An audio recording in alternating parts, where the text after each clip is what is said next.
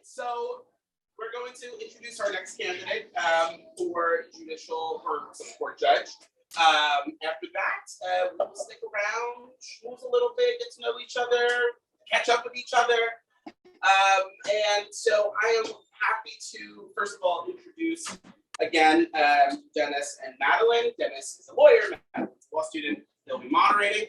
And to introduce Linda Wilson. We'll have a little update from them first, but yes. All right. So just in case you guys forgot who I am, Dennis Vitorian, legal director of this amazing organization, BYD, and also chair of the Legal Policy Caucus. I'm Madeline. I'm Policy Caucus chair and any luck, a future lawyer. So before I introduce our second candidate for today's forum, I do want to cover some definitions. When it comes to the law, we spew a couple of words and everybody all of a sudden falls asleep, right? So unfortunately, it's just a byproduct of our industry. Okay, so you hear the word pro se a lot. It's someone who is unrepresented. They go ahead and they represent themselves. Okay, again, these are candidates for civil court judge. It is arguably the most local judge in Brooklyn. Okay, and then when you hear a Supreme Court judge, we're not talking about SCOTUS. We're not talking about the rope guys, gals over in DC. We're talking about also district level here in Brooklyn, but we like to throw some regality over at our judges here in New York, okay? So the most local is civil, but statewide, the most local court is Supreme Court. Sometimes civil judges, they get to hear some Supreme Court level cases as well, okay? So to introduce Ms. Wilson to the rules, Ms. Wilson, 3 minutes to introduce yourself, and then we have 15 minutes for Q&A. Okay, Madeline, anything I forgot to add? No, we're good. Okay. Okay, we're to Ms. Wilson, the floor. Thank you. Put your hands together. Linda Wilson, I'm a native Brooklynite, a third generation Brooklynite. I have 6 children who I've raised here. And I am a career court attorney, which means that for 32 years, I have been working as legal support staff for the judges across 4 courts, where I've advised between 60 and 80 judges on the law, on any manner of law that you can think of, including maritime law, interestingly enough. The courts where I've worked are the Appellate Division, the Surrogates Court, the Supreme Court, and I volunteered in the Civil Court in numerous counties. I've also volunteered as an attorney to pro se litigants, both landlords and tenants in the housing court, and that's taken me to civil court across the city as well. So I graduated from New York University, and then I went on to Columbia Law School. I graduated at age 23 with a full scholarship because I had committed my career in public service. So those 32 years of court experience were spent pursuing public service. I care deeply about equal justice and equity.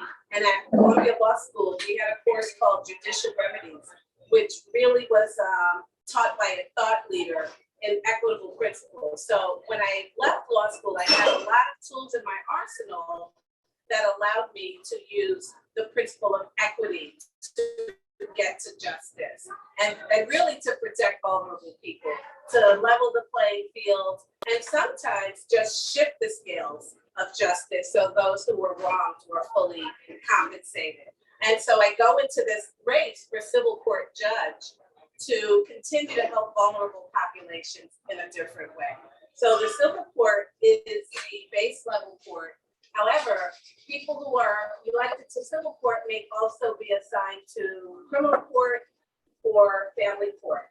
And in my role for many years as an appellate division court attorney, I have covered every area of law coming out of family court, surrogates court, and the Supreme Court. Appeals to civil court go to a court that's called the appellate term. That's a different level of appellate court. And the appellate court where I spent most of my career is the busiest intermediate appeals court in the entire nation. in large part because New York is a litigious state, but an even larger part, New York is a very populous city, and the jurisdiction is broad for the appellate division, second department where I've worked. And I will not belabor the work that I've done in the courts because, as I said, it's been 32 years. I can take another 32 years talking about it, but I'll just leave you with this. My work has resulted in a new law called the Foreclosure Abuse Prevention Act that was enacted in December 2022 to codify a decision that I wrote for the appellate division. And so I'm proud to let you all know that that's the mindset that I have. I'm supported by the Brooklyn Borough President, as well as Julio Pena and Crystal Hudson and a series of other reform-minded Democrats. So with that, I'll step aside and I'll take any questions you have. Thank you.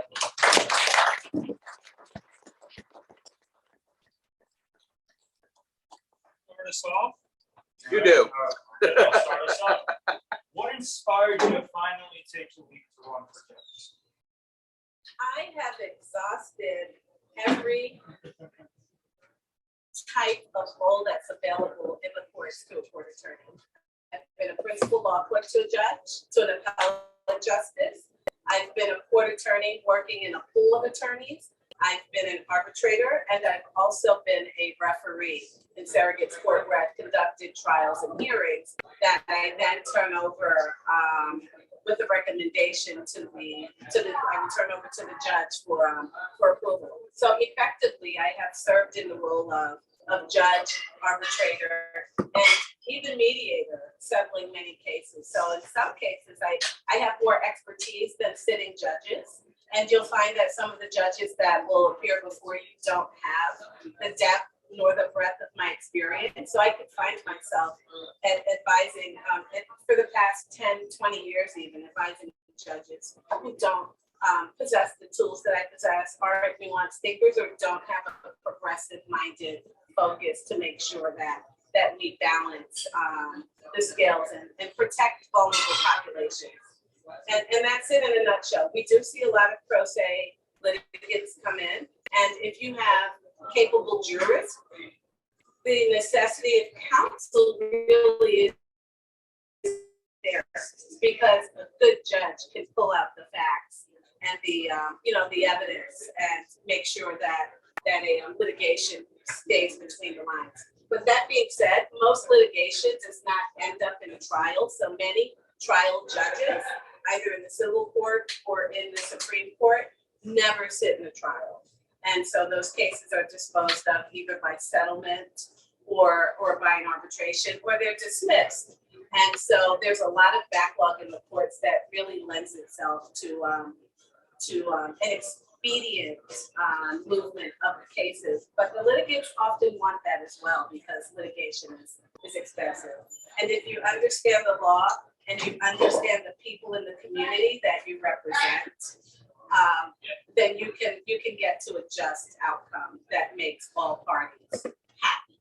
And that's my inspiration, just wanting to do more. Question.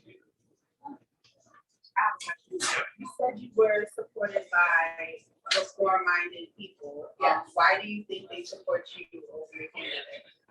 Over your opponent? Yeah, I think they value experience. They value my deep roots in the community, which gives me a great understanding over the course of decades of what are the people in our city need, what's ailing them.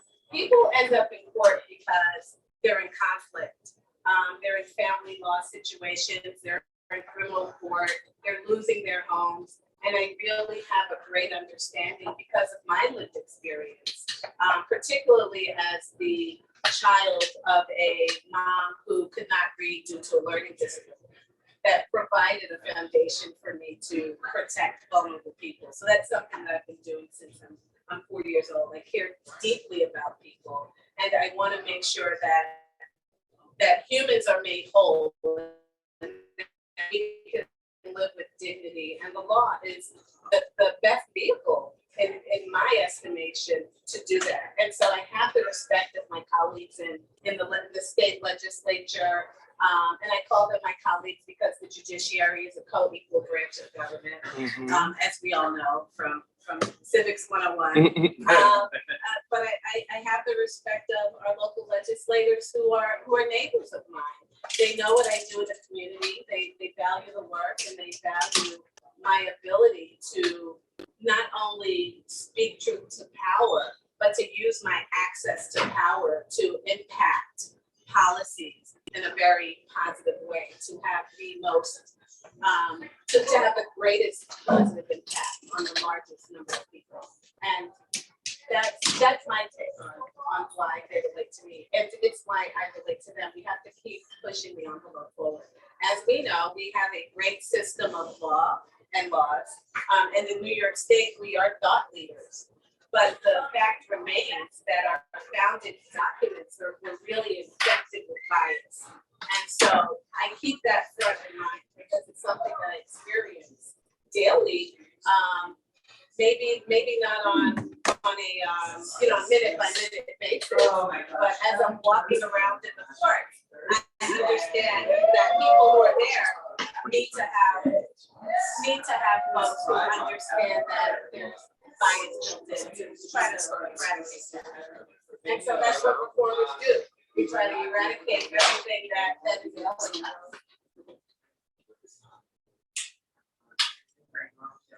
How would you keep the courtroom active?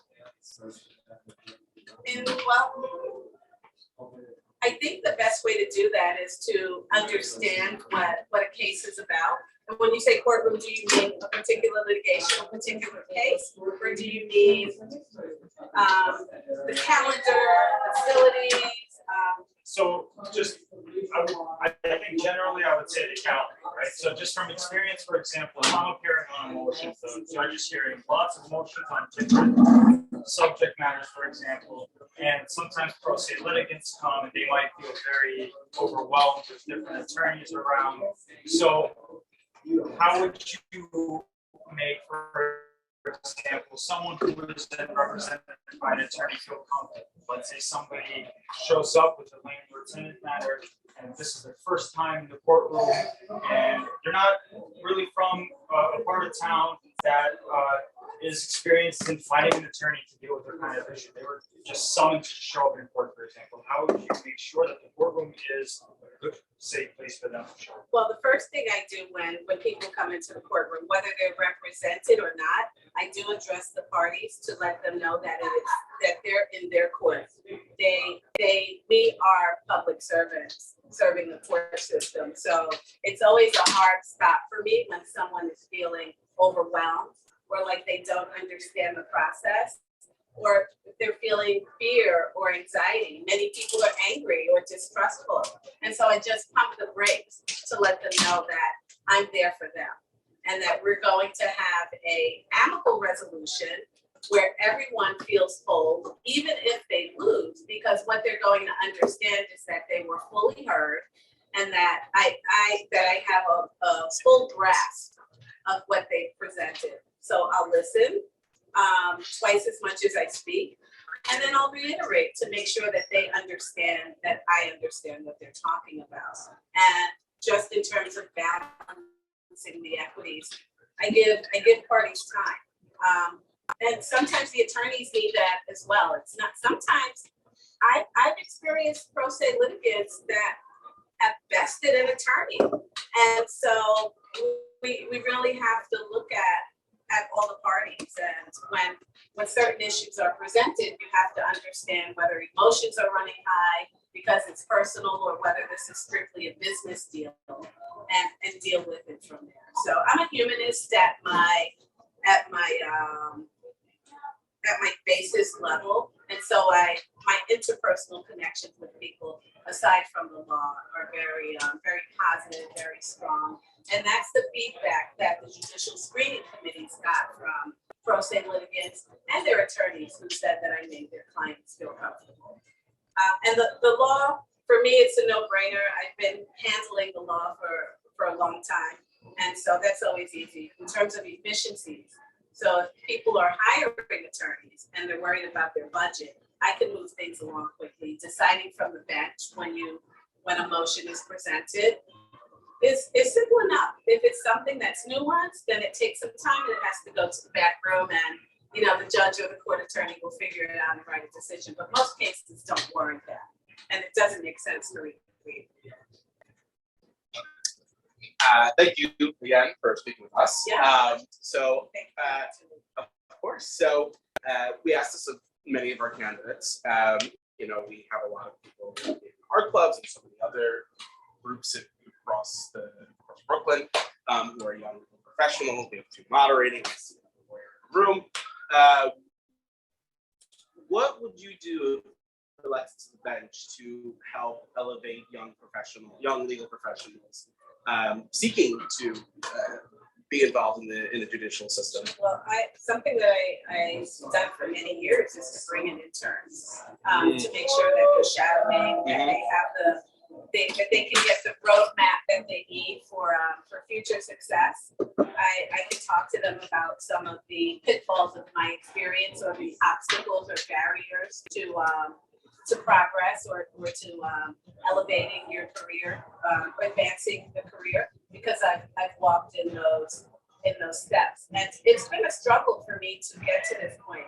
I reference bias, but I can also reference that there are a lot of professionals who don't reach back and help the people coming behind them. I'm sure a lot of professionals here can attest to that. So you get in and you're standing there feeling alone and naked, and no one's pointing you in the right direction because they think you're coming for them. They think you're trying to get what they have, or trying to displace them in some way.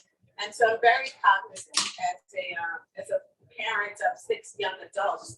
I'm very sensitive to the issues that young professionals are experiencing in our modern times. So I try to keep an open mind and listen, but I have an open door policy. And like I said, I've brought in tons of interns. In fact, my opponent was an intern in a court where I worked very early on before law school. And so everyone's welcome.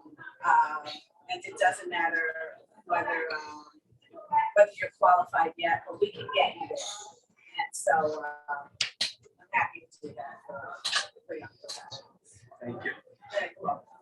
So I with the interns, while you may teach them a lot of what they know, you don't have an opportunity to teach them everything you know.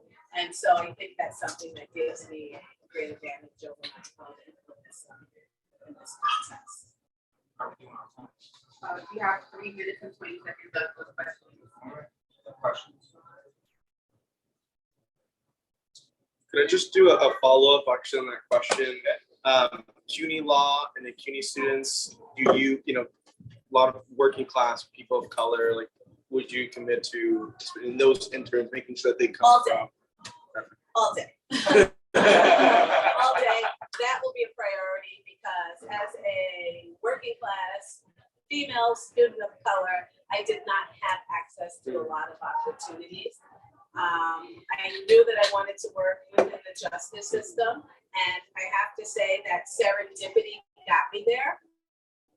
I have been qualified from the very beginning. My first job in the court system was in the appellate division sex department, a very prestigious court, a court that is, as I mentioned, the busiest intermediate appellate court in the United States, probably the busiest appellate court, period, not just intermediate.